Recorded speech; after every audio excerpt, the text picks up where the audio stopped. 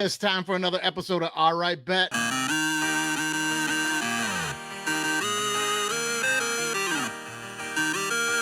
right, everybody, hey, it's time for another episode of All Right Bet. Thanks for checking us out, following us over here to the YouTube. This part 2. We got a great guest in the house this week for the big game, the standalone game. Always deserves to be a standalone game, Army-Navy. But we will get to that. My co-host, Andy St. Clair, in the house as always. How you doing, brother? Good, man. I'm good. I'm, licking my wounds from last week. Yeah, man, aren't we all? A lot of things did not go well last week, but at least it happened to you while you're at Disneyland, right? Yeah, well, it's a way to do it. You want to do it the world's happiest place. That's when you want to lose. Yeah, you didn't even care, did you? You didn't even care at all. I didn't care. You know, the favorites have been on a run a bit in the NFL, and anytime that happens, that's going to be bad for me, just always. So.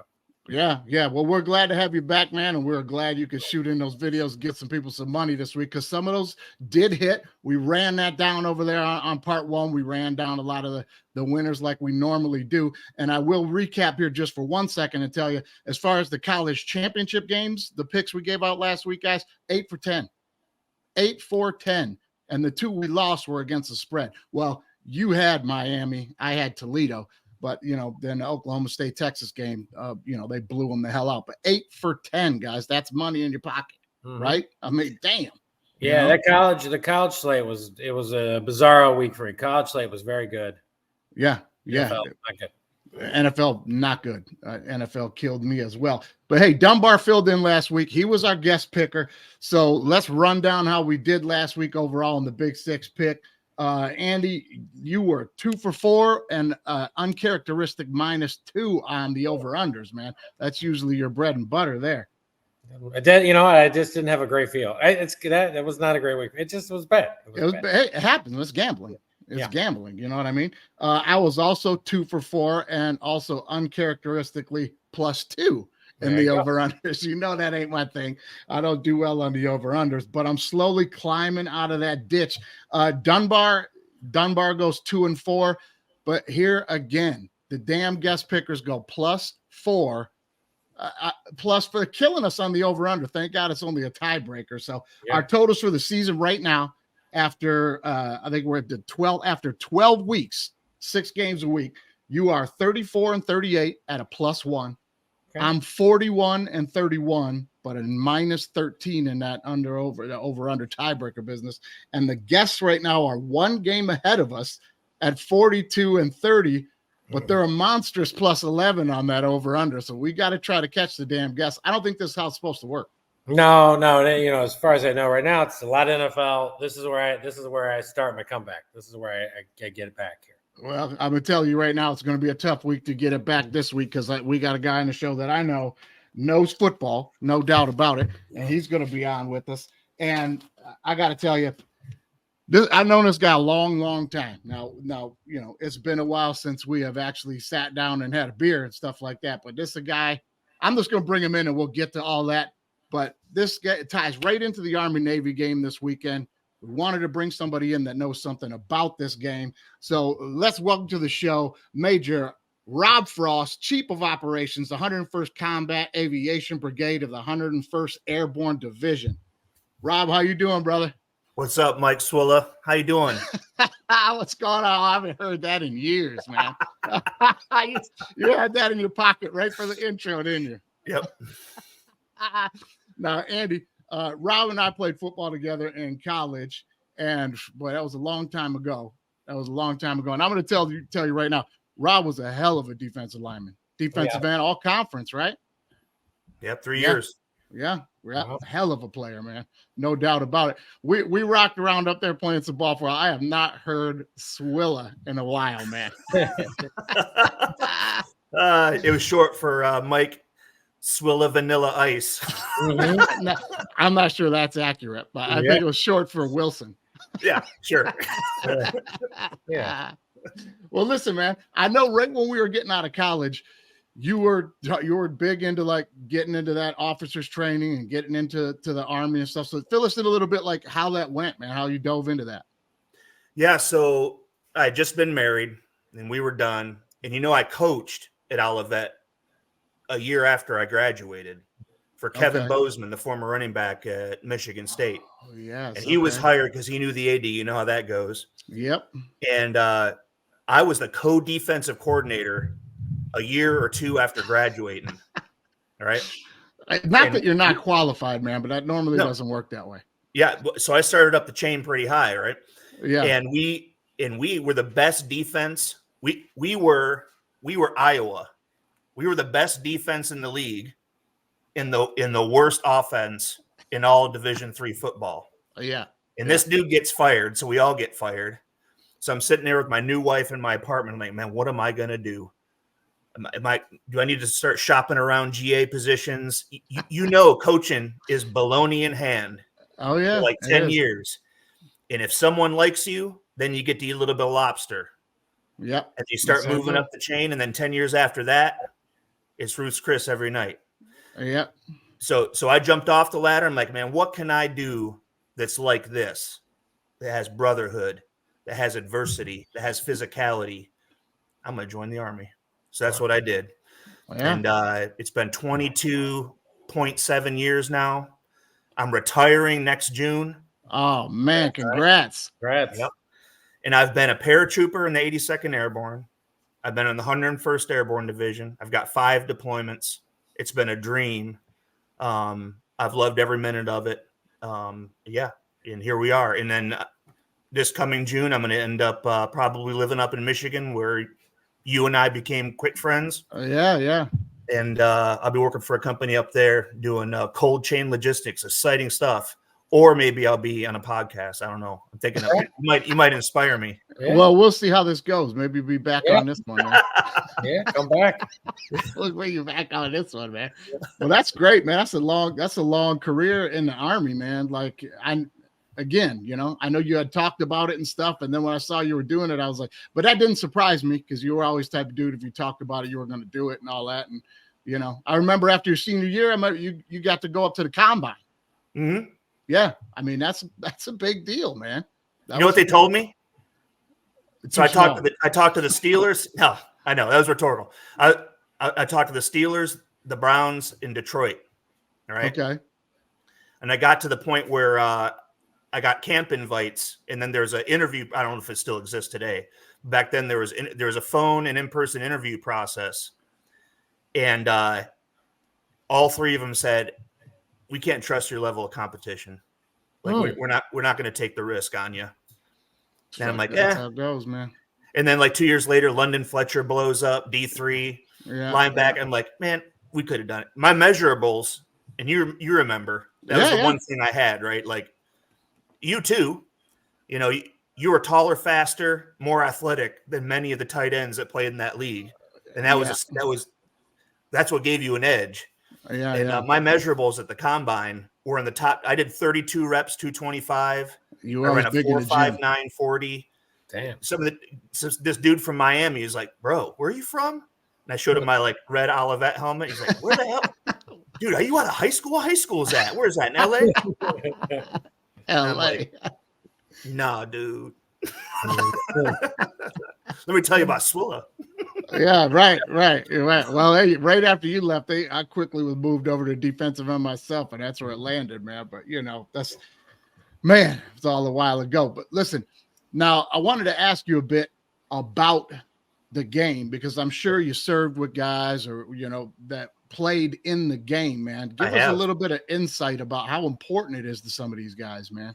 Yeah, so I've trained many of them. So from 2014 to 16, I was a basic officer leaders course instructor, where the lieutenants come and we train them on their branch specific jobs, whether it's infantry, artillery, aviation, stuff like that. And they're coming through each course, and about every course, and I was training the field artillery officers. And field artillery is FA. That's a little acronym, right? Yeah. FA also is football alumni. All right. Okay. So because the football players are big boys, 6'5", 300 linemen. Yeah. They don't go into the infantry, because when you're in the infantry, you got to run 5 miles in 40 minutes. Right. You got to climb ropes. You got to jump over obstacles. You got to low crawl under, 6 inches of barbed wire just to get through to the next gate. And these football players, most of them just couldn't do it. Physically could not do it. Sure. Yeah, they could do everything else. They could lift 95-pound 155 artillery rounds. Sure. So I'd get about 6 or 7 Army West Point football players every class. And I know most of them that came out of there in the last 15 years. Matter of fact, Colin Mooney. Yeah. Colin Mooney is this kid this year might beat him, his fullback rushing record, but Colin Mooney was the leading rusher at the fullback position in the history of Army football, which goes back to freaking 1694 or something like that. I do remember that name. I do remember. He's a doctor now in Nashville, and he married. Man, I wish he used to be the president of the Lions, and was an announcer at Big Ten Network, or still is an announcer at Big Ten. Brandstatter? No. President of the Lions. He drafted 4 receivers and got canned back in the early 2000s. You're talking about not Matt Millen, right? Matt Millen. Yeah. He married Matt Millen's daughter. That's a swear word around here. Yeah. That's a swear word around well, I know. here, man. And I say, man, I'm not going to, your wife's beautiful. I'm not going to say anything about, he's like, what are you talking about? Because I ran into him at a lobby at the Millennium Maxwell House in Nashville a couple years ago. He was studying his Tennessee Titans playbook. I was like, Colin. He's like, what's up, sir? I said, you don't have to call me sir, man. You're not even in the Army anymore. You're an NFL football player. Yeah, right, man. And we were going to a ball, and I was with my wife. And I ran into him, and then he's like, yeah, I saw you got married recently. She's beautiful. He's like, yeah, you know who that is? I'm like, what? He's like, Sherry Millen. Okay. He's like, oh, you know Matt Millen? You know who he is? Like, yeah, it's his daughter. I'm like, oh, man, you're already well connected in life. Man. But yeah, so I know at least 100 former. I understand that football program as much as I understand when you and I played at Olivet. Understand that program, understand Michigan's program. So, yeah. Yeah, man, that's great, man. Millen, I'll never forget Millen when he drafted Jordan Dizon at the top of the second round. I was out, 5'11", 185-pound linebacker from Colorado. But this kid plays football, and I'm like, my man, he plays with his eyes. Yeah, right. That's all he's got is two big eyes and noodle arms. Yeah, well, I'd like him to see him use his pads and his helmet and his legs a little more than laying on his back and looking up with his eyes at who just ran his ass over. No disrespect to the guy. He made it to the league. I hate to do that, but I mean, it was bad. That's crazy. He married Millen's daughter. That is crazy, man. Jeez. So some of these guys now, what's it like when you come across some of these Army guys, come across some of these Navy guys, out there in the field? Yeah. I mean, so here's what I understand is the difference, right? These are all fine Americans. They're the smart kids in school. Yep. They're the kids that are well oriented to the world. They probably have good parents. Parents are successful. They generate either through the culture in their home, the culture in their town, in their school, maybe holistically between all of them, an upper sense of service and love of country. And they go down this hard road. Like you and I applied for colleges. We sent them what they needed, an essay, a transcript, and we found out whether we got in or didn't get in, and we chose one and went to it. These guys run the gauntlet. They have to write congressmen and women. They have to get a congressional letter. They go through several essay processes, interview processes. It is not easy. It's almost like you're trying out for the school.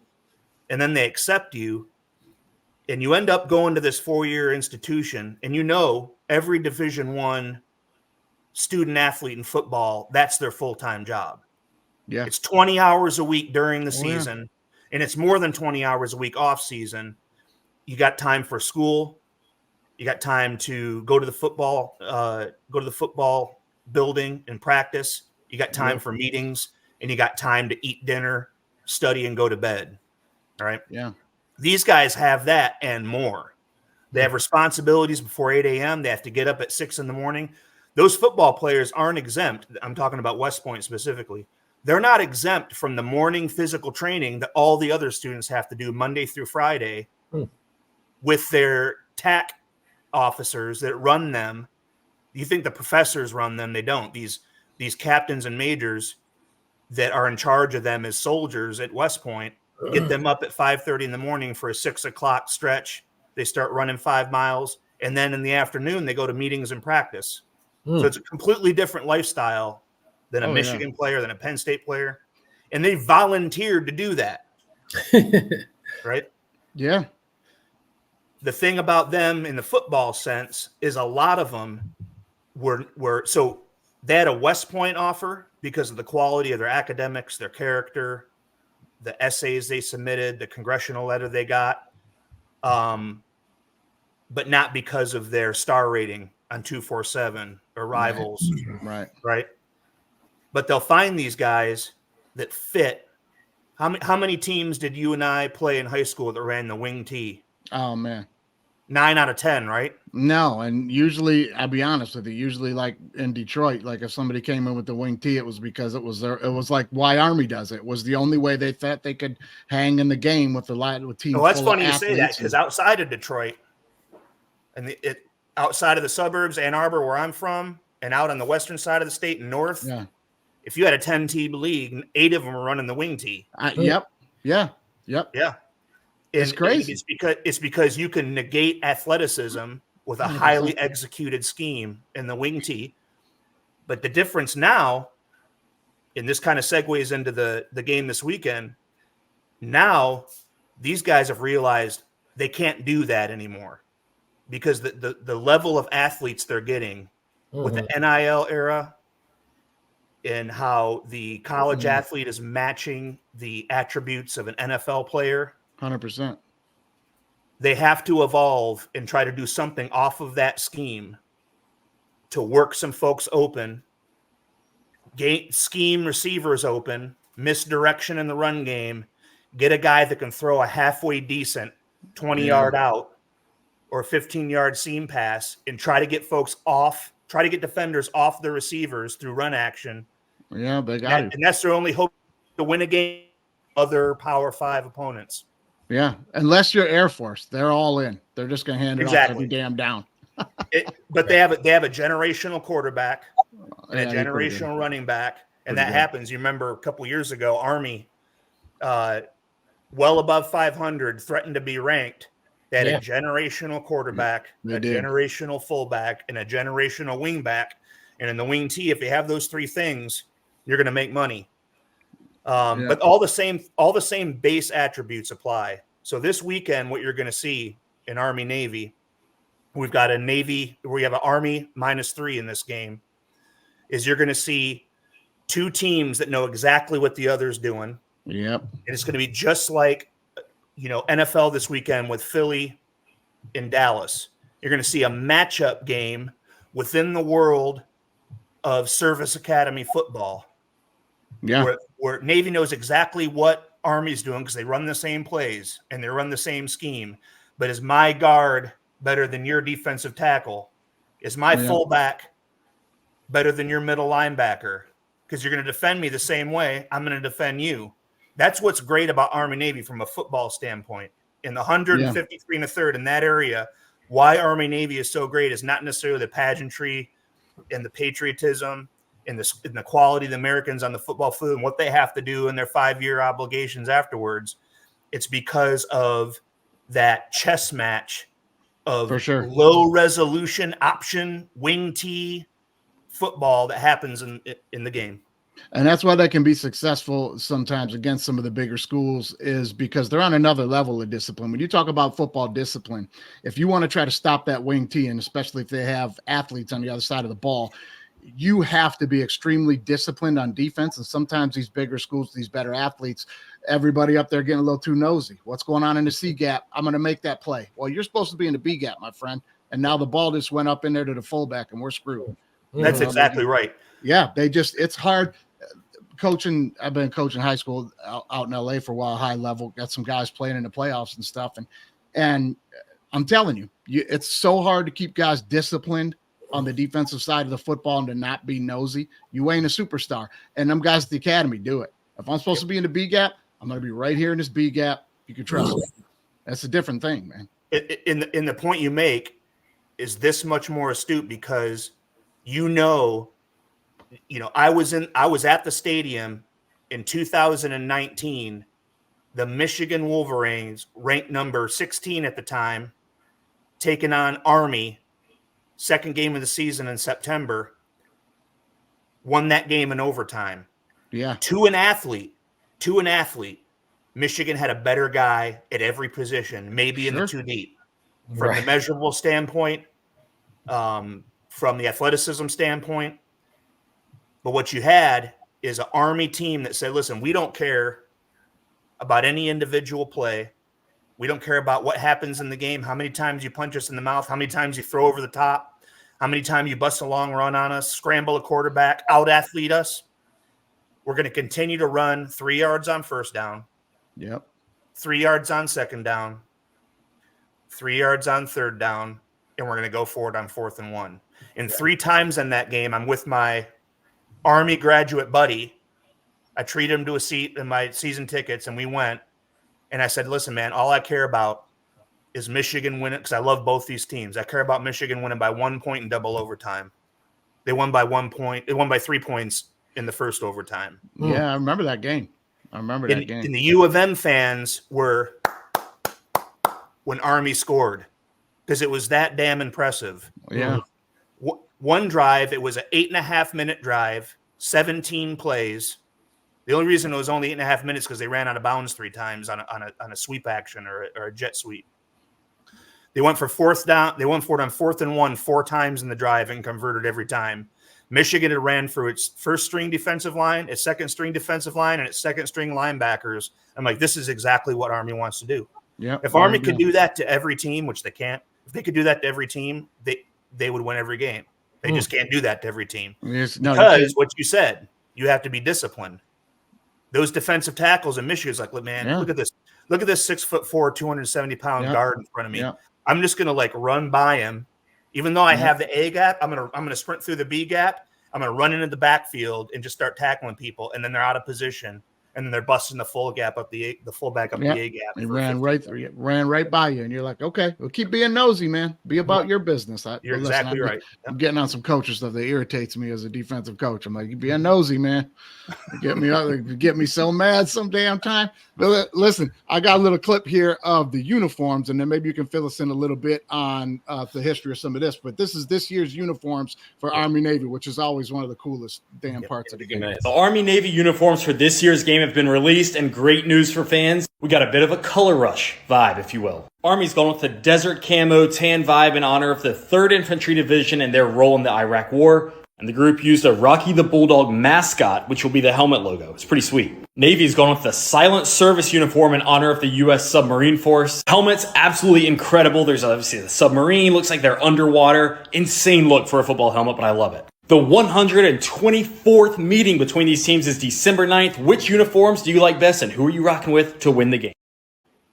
Well, now listen, I know who you're rocking with to win the game, but we're going to get to that later. That's going to be our finale. And I probably know which uniform you're going to say is the best. But, man, both of those uniforms pretty fucking cool, man. Those are cool. That submarine on the helmet, I'm into it. Each one of those is hand-painted, by the way, I learned this week. They took all the football helmets. They had 15 artists with airbrushes. Wow. And each artist had a certain set of number of helmets to paint and certain themes they were going to adhere to. So what I heard was each helmet for the Navy team this weekend has a bit of a different airbrush job on it. Cool. That's pretty cool. Yeah, that's real cool, man. That's really cool. I was reading a little bit about that Army division that the uniforms are based on, and it said somewhere that they had the longest. Oh boy, I don't know what you could probably explain what it's called better, but they had the longest military advancement since World War II, like tanks and whatever. Desert Storm. Yeah, they made the longest advancement. Yep. That's crazy. Since World War II. And it's like, man, that's crazy. That's so crazy. Third Infantry. So what's cool about Army, and this isn't necessarily why, obviously I'm a homer for Army, but an advantage they have over the other service academies in uniforms with a Z for these games is they have these historic units, right? Navy has a submarine, an air wing, some aircraft. Nobody knows the units that the F-14s belong to in the Navy. or the F-35s. They belong to the 332nd Expeditionary Air Wing. You know, they don't even have a logo. They just have a set of wings with 332 above it, right? Mm-hmm. Sure. It's just the way they're organized. Army has these historic units that have been, some of them trace back all the way back to the first regiment in the Continental Army in the Revolutionary War all the way to now. So they got all these logos, all these icons. So the 3rd ID is our premier mechanized and armored infantry composite unit. What that means is you've got Bradley fighting vehicles with infantry that can come out of them, and you have Abrams tanks and other units, and they can fly through the battlefield. They're experts at fueling their tanks on the run and rearming their tanks on the run, and they can move hundreds of kilometers a day. Nobody else can really do that, not even the Russians or the Chinese. So they're historic for that. And when Schwarzkopf said, hey, who's going to be the spearhead unit at Desert Storm that's going to go through those Revolutionary Guard units of Saddam Hussein, he picked 3rd ID, which is known as the Rock and the Marne. What's great about these units is you can take these unit logos, icons, and their unit heritage, and you can easily create a super drippy uniform for those guys, just using half of what they have to offer. Right. A couple years ago was the 82nd, which was close to my heart. I was in Jordan. My guys were in Syria, and we were supporting operations in Syria. And I was able to watch the Army Navy at an Air Force bar just south of the Syrian border in Jordan. Wow. And they were wearing the 82nd Airborne themed unit. You know, for remember these, they were all black, and they had 82nd Airborne logos on the back. They were so sharp. And that's just another reason to love Army. But out of the 3 surface academies, I firmly believe, not even Homer here, Army does it the best. However, the one asterisk is Navy a couple years ago had the best uniform I ever saw, with the 2-tone helmets with the gold stripe. Yeah. That was money. But other than that, those were sweet. Go with Army all the way. Those were sweet, no doubt about it, man. It's always cool. They reveal these uniforms every year, and I was so happy. You know, it didn't used to always be a standalone game, and it was like when they decided to do that, I was like, "What took so long?" Yeah, you know what I mean? Like, what took so long, man? Of course you should do that. I mean, that seemed like a no-brainer. Now, this year is a big game for both teams because they both need to win to get bowl eligible. But we're going to get to that. We are going to get to that, right? Listen, just real quick, I just want to ask you a little bit about your experience and your role on your deployments. Like, what is a day in the life of Major Rob Frost when you're out there? So I deployed the first time in support of Enduring Freedom, which was Afghanistan, all the way back in 2002 into 2003. Okay. And that was the Wild Wild West, right? We were in Bagram Air Base, which is in the eastern side of the country, in the mountains, in the foothills of the mountains. And back then, the Taliban still controlled large parts of the country. And I was in the 82nd Airborne, and every week we were in helicopters flying up north, landing on mountains, clearing villages. That was an eye-opening experience. That was my first taste. That's where we saw the elephant, is what we say in our career. And we lost people, and there were harsh times, but so proud of that coming out of that. Came out of that summer of 2003, and then by December of 2003 into January 2004, I was in Iraq supporting Iraqi freedom. And I was in the 82nd then too, and did Fallujah 2, the Battle of Fallujah 2 with 1st Infantry Division and 1st Marine Regiment. And that was the worst. That was the biggest battle of the war altogether. Lucky to get out of it. I was a mortar section sergeant in an infantry battalion. And we did a lot of good things over there, won a lot of fights, lost a lot of people. But again, coming out of that, super proud of what we accomplished and what we did. You know, we won our engagements. We met the intent of what we were supposed to be there to do. And it was overall a good thing. Then I had a little bit of a break. And then, believe it or not, I deployed to New Orleans in 2005 for Katrina. Oh man. And that was my last gig with the 82nd.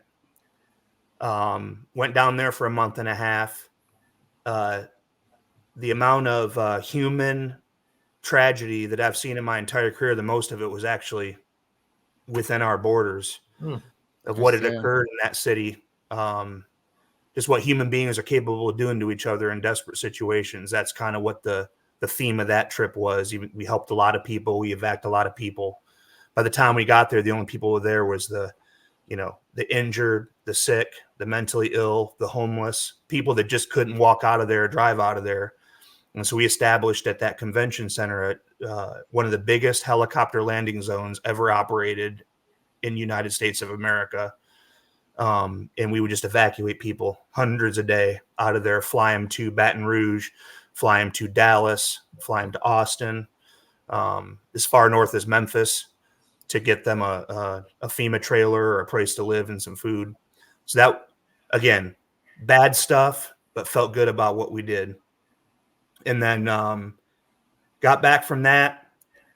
I went and trained soldiers at the Joint Readiness Training Center in Fort Polk, Louisiana, and decided to drop an officer candidate school package, and was accepted, went to officer candidate school, became a lieutenant in 2009, and then went to the 101st Airborne Division.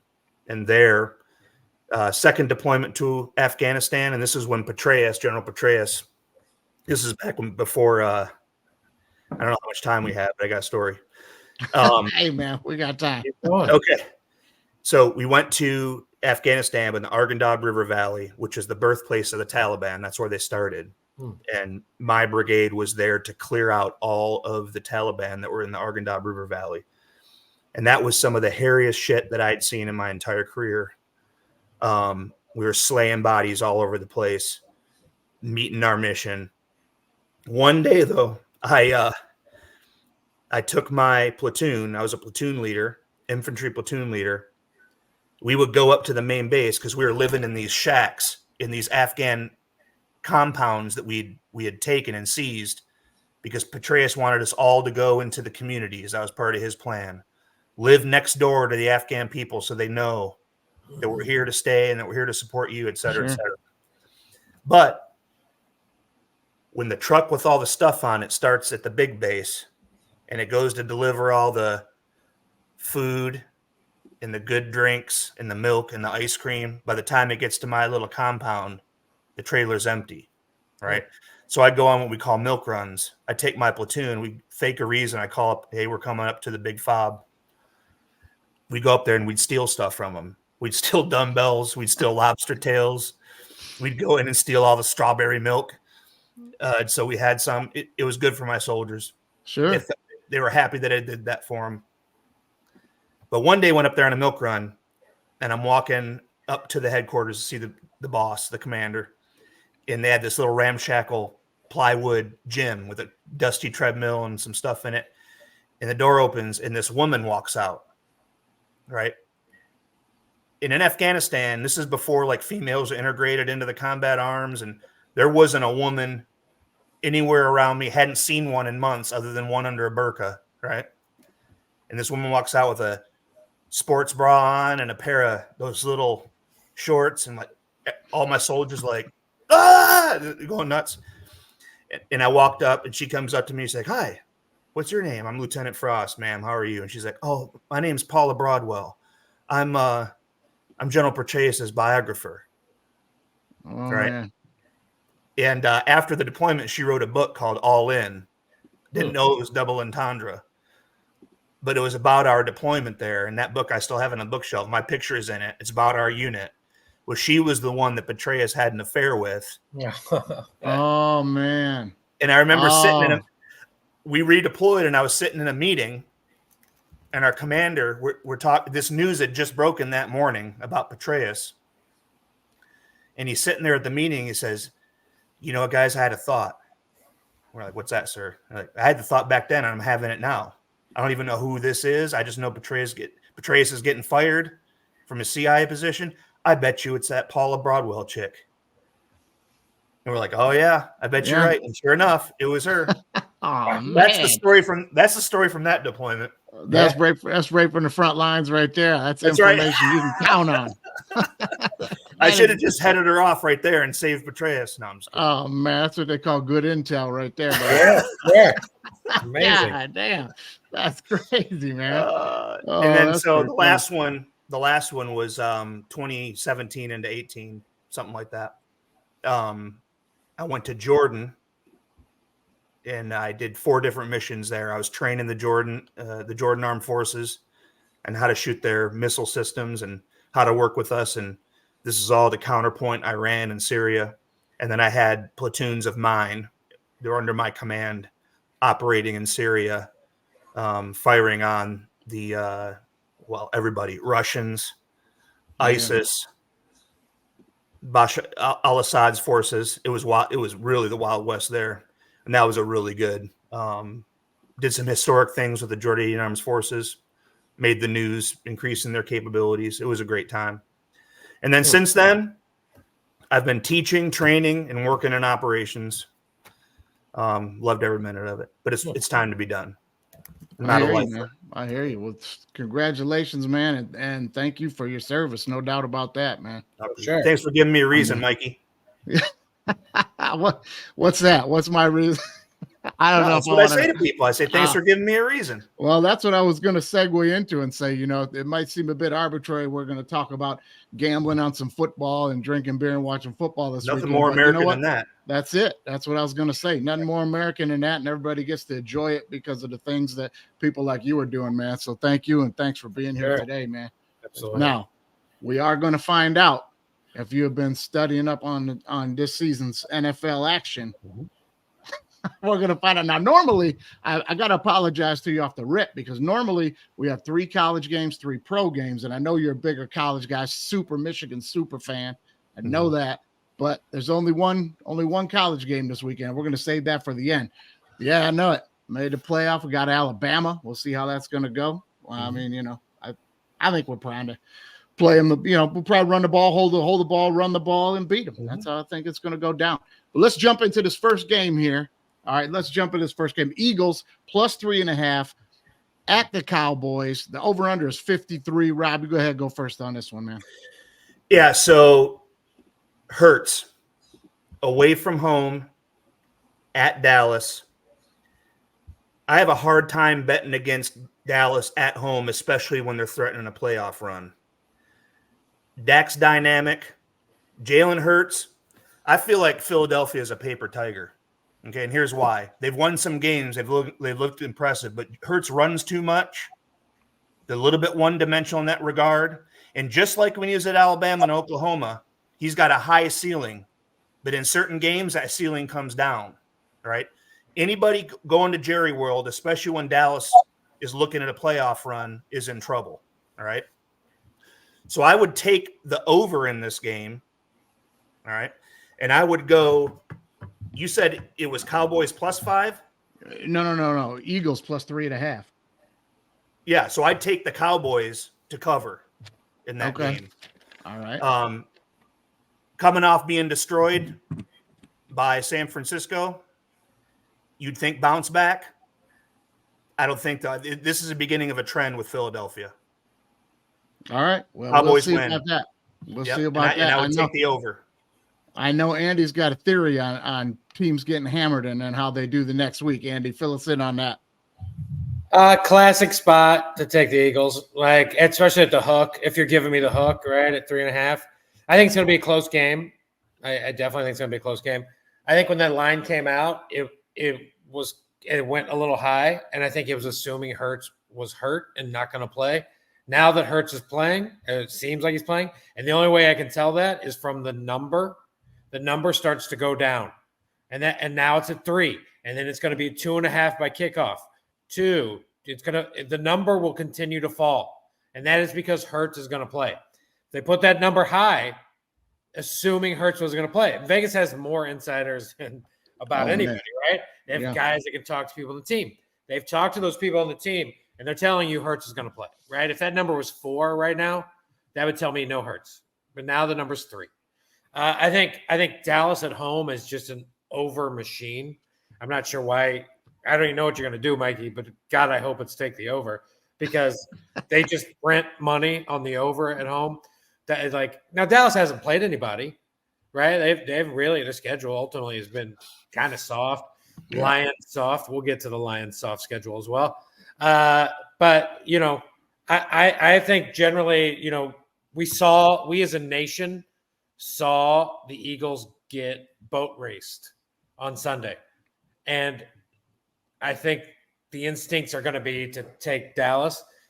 I'm going to take the Eagles and the hook. I think the game's going to be close. Dallas still may win, but as long as that hook is there, I'll be on the Eagles and the over. Yeah. I was going to say something similar there. The Eagles got bombed by the 49ers. You're right. They got a boat race. They got bombed, right? Big plays killed them. They just looked tired to me during that game, man. They just looked tired and uninterested. Mike, I'm sorry to interrupt, but their schedule of the two, they played the Chiefs, the Bills, the 49ers, it's like all in a row. Now they got Dallas, right? It looked a lot like Detroit at Baltimore. Week 4. It did. It just like right from the gates, man. And you were just out. And Detroit didn't really bounce back from that. Not yet, but they're coming, man. They're coming though. But listen, we saw in that game, what's the Achilles heel for the Eagles? We saw it. It's the run, right? It's the run. And ironically, it's the same Achilles heel for the Cowboys. In the NFC, those two teams, you can beat them if you can run the ball. Seahawks showed you that last week. It wasn't like the Cowboys were rolling last week, man. They had everything on their plate they could handle with the Seahawks. The Seahawks almost got them, man. So this is a game for me. And McCarthy's out. This is the big thing for me. McCarthy had that emergency appendectomy today. Wait, he's out? He's not coaching the game. That just this morning they announced that. Yeah, it's Can I adjust my pick? Yeah. Yeah, you can. I knew he had the surgery. I didn't know he was out. I didn't either. Exactly. He's not going to be coaching the game. So he's the play caller, man. Who's the interim? Do we know? I don't know. I didn't see who's going to be calling the plays. It's going to be Jerry. Jerry's going to come down. Jerry or Jimmy Johnson, it's one of those. He's not going to be eating hors d'oeuvres on camera up in the box. Yeah, Jerry will show up with Zeke. He'll get Zeke back in there. But he ain't going to be calling the play. So this is going to be a big chance, though, for Dak to prove all the naysayers wrong and to show everybody I'm not a system guy. I'm not a this game, that game guy. Yeah, we've only beat one team with a winning record. But this weekend, this is a good chance for him to show us who he says he is and who Dallas fans think he is. But I'm with Andy on this one, man. Give me the Eagles. Give me the hook. Give me the Eagles. Give me the hook, and give me that over at 53 all day long. That's where I'm sitting on this one, man. The only scary thing about that over, guys, is it's a Sunday night game. Yeah. It's prime time. And prime time unders have been destroying this year. Yeah. So I'm going to go against my beloved primetime unders for this over. Yeah, and Rob, Andy's been hitting them every week, and I think what are they like 28-4 or something like that? Like now they're probably like the under on Sunday nights or night prime time unders Thursday, Sunday, and Monday. The prime time now Monday unders. I think they was lost this week, so I think it's 12-2 now on the year on Monday Night Football. Yeah, Sunday nights are also destroying. Thursday is the trickiest one. It's lost a little more, but it's still something like 8-4. So McCarthy is the play caller. Yeah. It hit me hardest when I first heard he was out of the game. I knew he had the surgery. It hit me hardest when you first said it, but since I've heard it and I'm thinking about it, I agree with Andy more in the sense. Yeah. And I also look at some other things with this one. I don't think this is a stat line trend or a Vegas trend type of pick. It's a divisional rivalry game. Two teams that are in the hunt. One's at home. Yep. Other one's got a banged up quarterback who sometimes gets his team into trouble. Dallas is just more dynamic on offense. They're at home, with or without McCarthy. I hope he's been teaching the quarterbacks coach, maybe be calling the plays.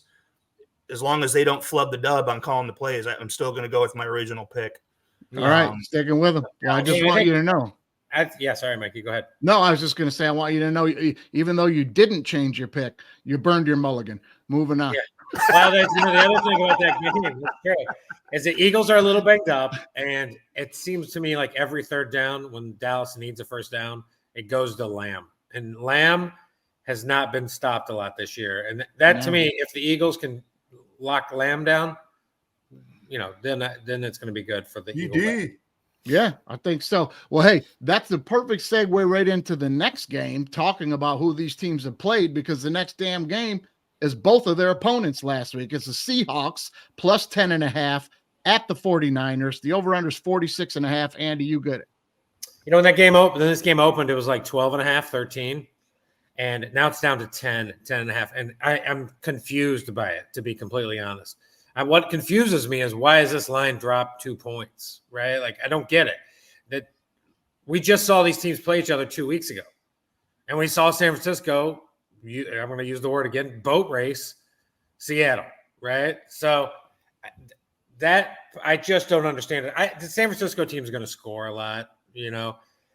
And so I'm having a hard time kind of, honestly figuring out like where to lean on this one, just because like I thought 12.5 was a good number, I'm like, that seems like a good number, but the game's in San Francisco. So I'm going to do something I hate doing. Not to mention, I keep thinking of that playoff game last year when Seattle went to San Francisco and San Francisco beat them by like 30. And then San Francisco beat them by 20 2 weeks ago again. So yeah. I'm just gonna do what history is telling me to do, which is I'm gonna take the over and I'm gonna take San Francisco. Yeah, San Francisco's a lot to play for, by the way. Win out, the schedule's not that difficult, and they need Philly to lose one time, and that's important. So San Francisco on the over. Yeah. I got to tell you, make some good points there. And for me, we know what the Seahawks like to do. They like to do everything through the run. Right? Everything is built through the run, and they've got great receivers. They've got a good quarterback, but they got a suspect D guy. I mean, every time they play a good team, they're giving up well north of 30 points right now, and we know how San Francisco is playing right now. The Seahawks are one of the only teams in the league outside Pittsburgh, anomaly happening there, but they're like the only team in the league that's like on the cusp of making the playoffs, and they give up more points than they score because of big games.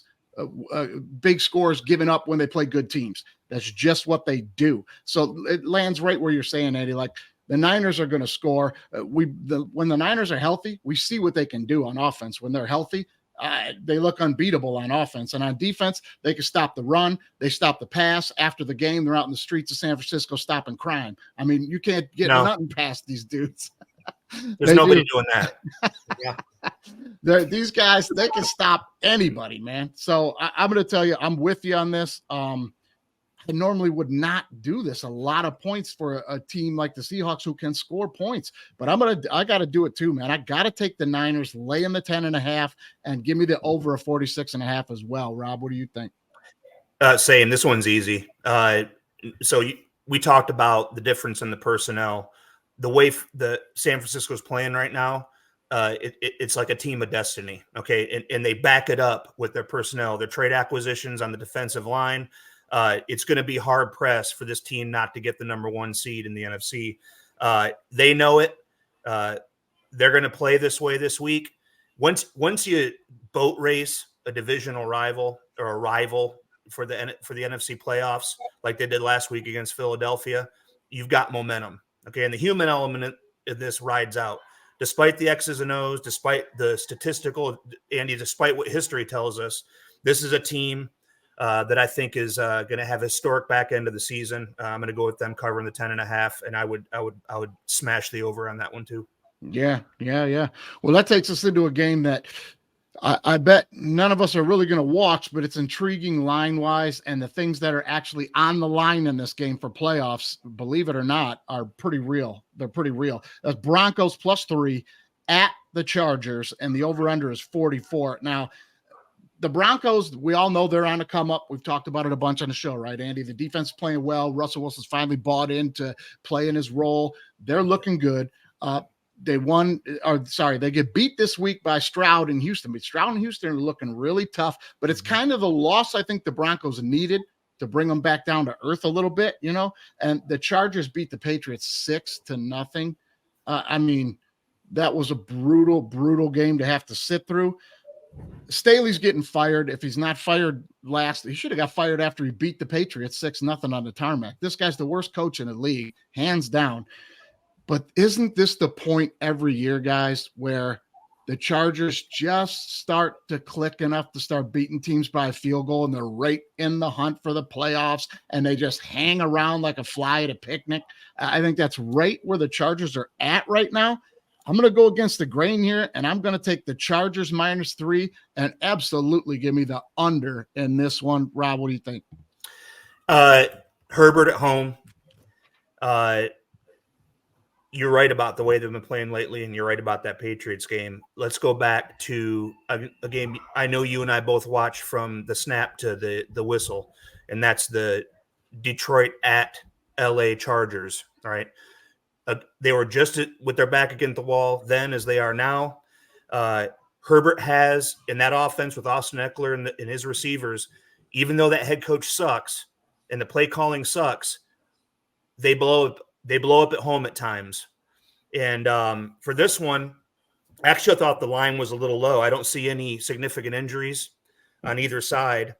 But I'm going to go with the Chargers at home to more than cover.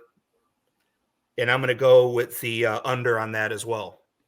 I don't think Denver scores a lot in LA.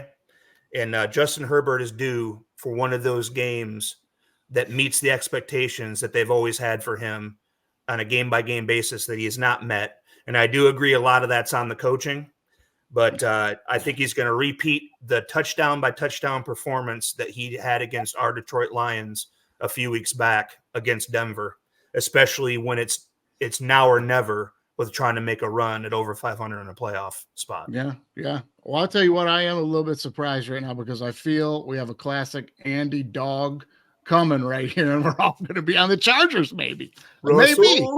Am I right? We're not all going to be on the Chargers. I would never put my hard-earned money on the Los Angeles Chargers as a favorite. That's absolute insanity. It is. The deal is the Chargers are not as good this year, and it's because they're missing two dudes. They're missing Mike Williams, and right now they're missing Josh Palmer. Right, their offense is not good. It's just not very good. I have Justin Herbert on numerous fantasy teams, and I know what my team's records are. They're not good. He's not getting enough points. Yeah. It's an issue, right? And the coaching, if we're doing head-to-head on coaches, like Sean Payton by a mile, right? So, look, Denver probably should have beat Houston last week on the road. They had a shot. Russ kind of panicked. He threw that ball up for grabs, which has been it's worked out a lot this year. Throw it up high for Sutton, make it work. Eckler's not the same. The real problem is that I think the Chargers run through their passing game, and Keenan Allen gets a lot of big plays, and he's getting like 10 catches for 125. But I think teams are giving him that. It's everything else that's slowing them down. Also, Herbert throws the ball 3,000 miles an hour for no reason. I'll never understand it. It was so I'm like, fucking lob it in a few times, right? Receivers need to be better. That's all I got to say. Is that it? Because I'm like, when I watch him play, I get so frustrated because I'm like, he throws that ball. It's like, you to the wall. He's like, hard as I can. I got to get it in. I'm like, nobody's catching that ball. It's a dump off where he just lights the wick on that fucker, man. I'm like, what are you doing? What are you doing? The other, Herbert's stats are he's kind of a 500 quarterback. Like the teams are all 500. Like the defense is bad. I don't know. I don't know why I'm going to put my money on the Chargers. I was at that Lions-Charger game. The Lions weren't playing no defense, so Herbert looks awesome at home when no defense comes in. Denver's going to play some defense, but I do believe it hits the over because what are we talking about? 44? You telling me 24-21 is not possible? Like I think it's so possible. Like Denver's not lighting it up. Yeah, but the Chargers defense bad. Yeah. It's bad, and the Chargers defense lets you do whatever you want. So if I just need both teams to get in the 20s, I'll take the over and the Broncos. All right, man. There it is. Over in the Broncos. Now this next one is right up Andy's alley here. Now, Rob, Andy's from Missouri, big Kansas City fan. Yeah. So let's jump into this one, which I think is going to be a great football game, man. The Bills plus 2.5 at Kansas City, over under 47.5. Rob, what do you think about it? Yeah, so Kansas City is a dynasty that's waning. Watch the last game. Remember the first game. Mahomes is Mahomes. That defense is taking a step back. The expectations are still the same. They haven't matched them. That game last week that they lost, you could tell that was a deflated locker room afterward. They fully expected to win that game. And Buffalo is also spiraling in a way. again, a team not meeting expectations. So you've got teams with a level of desperation. You've got two teams, one who's had recent success in Buffalo and another who is a quote unquote dynasty, which I think is waning. This game has a lot at stake, hence the 1.5 line. But still, Kansas City at home, Buffalo on the road. Buffalo's got turbulence in their coaching staff. Josh Allen, you never know what you're going to get. I don't feel safe with the Bills, even though I like the Bills. I like the way they play football and the way they're organized. But Kansas City has a bounce-back game at home, gets it done at Arrowhead, covers, and I will take the over on that game. I just think it's a Kansas City bounce-back all the way. All right. Yeah, this game is not prime time, so that over is on the table. This is a huge game for Kansas City.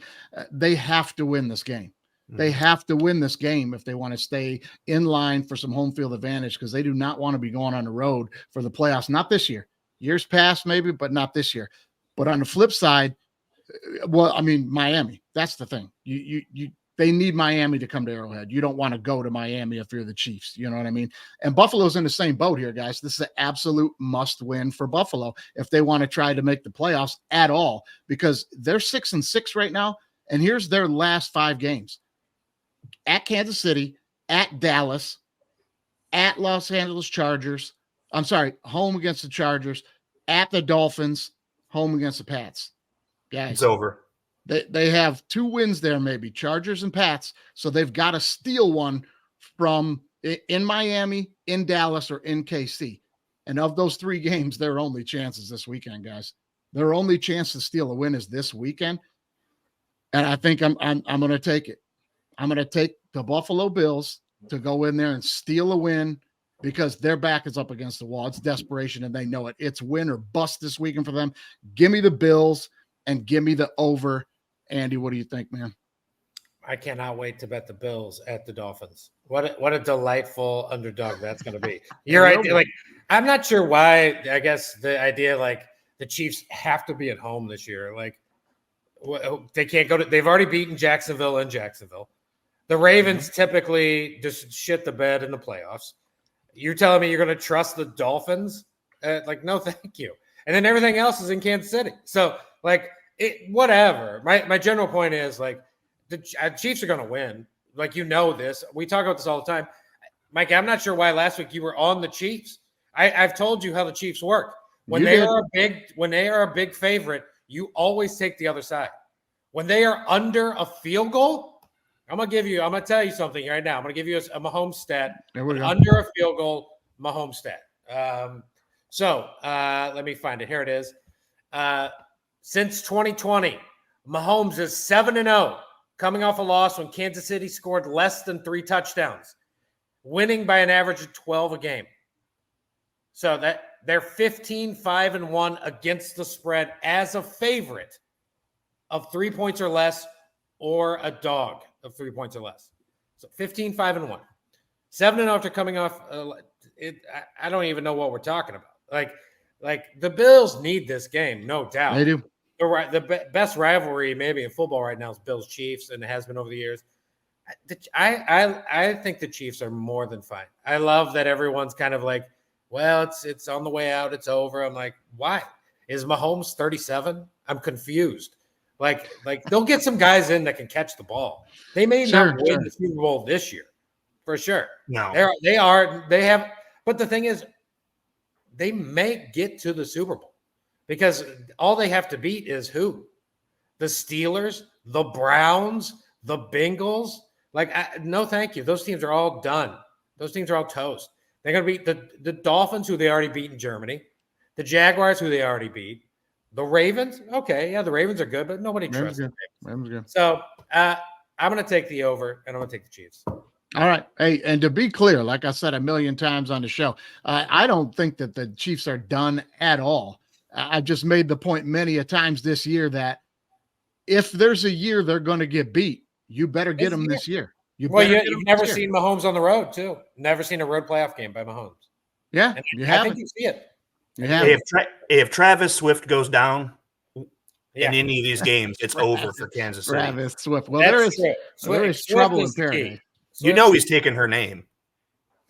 It's a good football name. I mean, it might be better for the kids. I don't know, but there's trouble in that. We talked about it last week, right? There's trouble in that relationship. He followed her all around South America when he should have been getting ready for a football game to prove his love, and then she couldn't even be bothered to come home for a couple of his games. And a player as leaned on as he is, I mean, I appreciate from a Kansas City guy saying, "Hey, they'll find someone to catch the football." Travis Kelce, arguably the best tight end in the NFL, is being treated like he's, Metcalf or Irving or Rice. Like he ain't that. And without him, that offense doesn't move right now. So I don't know. I don't disagree wholeheartedly in that analysis, but to go back to you, Mike, interesting about Buffalo needing to steal a win between Kansas City and Miami. I would actually take that Miami as the highest. Miami runs up and down the field on bad defenses. Correct. Right? They're bullies. Yep. At home, though. They're the AFC version of the Cowboys. Exactly. Cowboys are bullies. They're bullies. They are. I don't think in any way. Good teams play them, and when good teams play them, good teams don't stand for it. Yeah, no, they don't. It's at home for them. They're just like Dallas, right? They bully everybody, and then at home they could probably beat just about anybody. If they can't, they're capable. We'll see. But they got to steal one, though. They got to steal one of those, man. All right, let's jump into the next game. Give us a chance to talk a little Lions here, Ross. We put this one on the docket here. Lions -3 at the Bears. The over-under here is 39.5. I'll be quick here, man. It's Lions. I'm drinking up all the Kool-Aid. Crack it open. Let's go. We got the Bears' best shot last time, and we still won the game. It failed. They're terrible. Listen, the Bears are so bad. They're so bad. There's no way the Lions are not going to cover. There's no way this is not hitting the over. Give me the Lions -3 to the Muskrats of the Midway, and give me the over right now. Andy, what do you think? I like the Bears +3. Yeah, I like the home. I like the home dog. I also like the under. And the main reason is weather. It's like at this time of year, you got to start looking at weather when you're placing these bets. It's going to be like 18 mile per hour wind.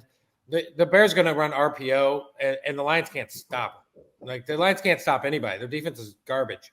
And the Lions haven't played it. They have won they beat one team with a record above 500. Their schedule's soft. They just have a really good offense. Now the weather is going to nuke that offense. The weather is going to be the thing that's going to help the Bears. The wind's going to be whipping. I don't like Jared Goff outdoors. I've said it every week. Sure. And I'll say it again this week. So I take the under. And if you're going to bet this game and you're going to bet the over-under, bet the under now. Don't wait. Like it's going to keep going down. So I'll take the Bears and the under. It has already jumped before you go, Rob. The under, for our sakes of what we all agreed to before the show, was 39.5. It is already at 44. 43. 44. Yeah, it's 43 now? 43 okay. Yeah. Okay. Some of that on Detroit's schedule is true. The rest of it was pretty HAWT. However, I mean, I love the Lions. Don't get me wrong. No. I'm trying to be objective here. That game in Detroit a few weeks back before that disaster on Thanksgiving, that was an embarrassing performance and as you can already tell, I like to focus on, I'm in tune with what's going on in Vegas and the odds makers and what's going on statistically. But if you look at that game, that was an embarrassing win for Detroit at home against Detroit, which is as bad as you said they were, Swilla, in every direction. Justin Fields is their best runner. He's a mediocre passer. They have injuries on the offensive line. They don't have a receiver that would be a number 2 or number 3 on any other NFL team. Their defense is average on a really good day. I haven't looked at the weather. Have we looked at the weather for this game? It's going to be like 34 and about 18 to 20 mile per hour winds. Okay. That's going to be an issue for a dome team, like it is for any dome team. I would be concerned, and I would agree with you, Andy, if Detroit didn't run the ball like they do. I know from experience, and I know from watching a lot of football, the RPO game also suffers in bad weather. Mm-hmm. That said, I agree with you, Mike. Detroit's bouncing back from an embarrassing win. They're going to run the football. Justin Fields is not going to have the performance he had in that last game against Detroit. Teams that play each other twice a year, it matters. You get the win. The win was almost like a loss. We play again. I'm taking the Lions to cover, but I'm smashing the under as well. Yeah, well, I'm gonna stick with the over. I really just think this is a get right game for the Lions because I'm drunk on the Kool-Aid, and Andy will tell you I'm drunk on it. I'm drunk on it every week. Every week I'm drunk on it. I have another over/under stat for you, and I'll just throw it at you guys just to keep an eye on it for this week. And it's something I've found. So NFL games with 10 mile per hour winds at kickoff, which we have 6 of them this week. All right, they are 18-5-1 to the under this year, going under by a total of 5.4 points per game. Those games are 110-55-1 to the under in the last 3 seasons. So I'll give you those games if you want to know them. If you want to bet them, generally it's the Browns game, the Jets game, the Ravens game, the Bengals game, the Miami Dolphins game, and the Chicago Bears, Detroit Lions game. So those are the 6 games you want to maybe just eyeball the under in general. No way I doubt they all go 6-0 on the under. But, if you're leaning one way or the other. How does that break down for a headwind, a tailwind, or a crosswind, right or left? I don't know. We have to look in. I I think they all fuck with the football inappropriately. I'll tell you that right now.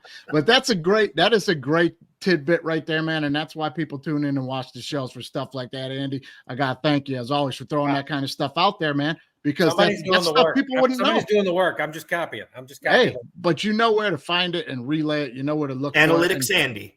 Joe Public don't know that, man. Yeah. And they just got all that information. Somebody's going to win some money this weekend. And speaking of that, man, you got to throw out a quick shout to the sponsor. You may be shocked to find this out, Rob, but the official beer of the DWMOD podcast, Old English 800. Get that with a splash of orange juice. Get you a brass monkey for the game this weekend, Rob, because I guarantee it's been a long time since you've had some orange juice in an Old English, baby. Just kick back, take a taste, and let your mind go right back down memory lane, brother, and enjoy this weekend's games. And we'll flip it over to the sponsor, Black Hawk Coffee, right now with Gordon Butterfield, Rob, minor league baseball Hall of Fame announcer, and he's giving the call for Black Hawk Coffee. Check it out. What just happened? What just happened is brought to you by Black Hawk Coffee. Start your day off with Black Hawk Coffee and you'll be flying high and landing right on time. That's Black Hawk Coffee, a Colombian bean company. Janet Lipnicki with a fresh cup of Black Hawk coffee, looking to take on a washed-out beef patch. A ginger 1-2, and she's in the clear. Oh, sniper! Oh, what just happened? Looks like we've got action from the 6-story window of the book depository as Janet takes that second step. Oh, bang! Down she goes. Let's take one more look, and here we see she goes wrong right there. She's simply uncoordinated, and bang! Her face in the sand quicker than an ostrich. Oh, that's gotta hurt. Somebody put some chalk around that coffee. Black Hawk down. Oh, what just happened? Gordon, he's great. He's great. That's great. All right, let's get to the reason that you are here, my friend. The big game. So we'll let you take the finale here. The big game this weekend, the most important game of the weekend. Army laying 2.5 points to Navy. The over-under is 27.5. As I said before, both of these teams fighting for bowl eligibility. Now, that's probably the last thing on their damn list that they care about in this game. I'm sure of it, but it is important. You want to play a bowl game, especially for these seniors coming out of the academy, and they're going to be heading right into action, man. They would love one more football game. There's no doubt about it. Yeah. Now, let's talk about Army for a quick second. Big wins this year for Army. Okay, 5-6, but big wins this year for them. Beating UTSA, who's 8-4, and almost played for their conference championship this year. And they beat Air Force, who's 8-1. Air Force only lost, right? Navy's big wins this year. They beat UAB and North Texas, who are both 3-5. So no big wins for Navy this year. Not a great year for Navy this year. This game starts and ends with defense. We know that. And I think it's just going to come down to Bryson Daly. He's leading the Army in rushing and passing. I think he's going to have a day. Give me Army -3 and give me the under. Andy, what do you think? You know, I give you some stat. 24 of the last 30 Army Navy games have gone over 27.5, with 3 landing right on 27. So, you know, it tells me that typically, you know, we should probably play the over on this game. I mean, 24 of 30 have gone over. So, you know, also the amazing thing about this game over the last 10 or 15 years is if you go back and look at the history of the over-unders, like what they started at, like 7 years ago, this over-under was like 47. Then it was 43. Then it was 42. Then it was 41 over the years. And now we're finally down to like 27. So I like Army for sure in the 2.5, 3. What I mean, I think Army's going to beat them by 14. So I think maybe 10, you know, doubtful in the field goal. But, you know, I'm going to take the over just because I'm going to go with what history tells me, which is if you tell me 24 of the last 30 have hit over and they've hit 27 3 other times. So basically 27 of the last 30 times this game has gone over 27 points, then yeah, I'm going to take the over. Give me the over in Army. Great tidbit again. Now we'll turn it over to you, Rob, and let us know, is Army going to complete the sweep and beat Air Force and Navy this year, man? My heart says yes. However, there's something about this game, and I've watched it all my life, but obviously I really started watching it in the last 20 years or so.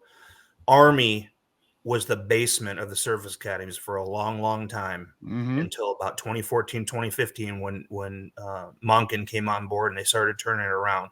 It's completely a cultural shift. They don't have many different athletes or quality athletes that they had back then. It's just the way they play football and the culture of that program. They started out really slow this year. They lost some really bad games. They've crescendoed throughout the season because they stuck to what they do best and they kept getting better at what they want to do. In Jacoby, the fullback, that is a man amongst boys. That is one of the most impressive running backs I've seen this year, regardless whether it's Service Academy or anybody else in the Power 5. 255 pounds, 6'2", runs like Derrick Henry, not as fast. Doesn't have the stiff arm Derrick has, don't get me wrong, but he runs like him. And he's just coming on. He's playing his best football at the end of the season. The problem with this game, and if you're putting money on this game, this is one of the most unsafe bets in football, especially on the college side, because like a rivalry game, which this is, the only variables that matter are the variables inside the building. You're right, Mike. Bowl is in play. Are we going to a bowl this year, which is a reward? But I bet if you were to line up the Army players and the Navy players and say, hey, you guys want a bowl, don't you? They'd be like, yeah, sure. Play the bowl. This is the bowl game, right? Whether they go play UAB or Ohio University in a bowl, whoever they play, that doesn't matter. They beat Navy. That's all that matters. And that might sound like a homer hokey service academy. It's not. This is the Super Bowl every year.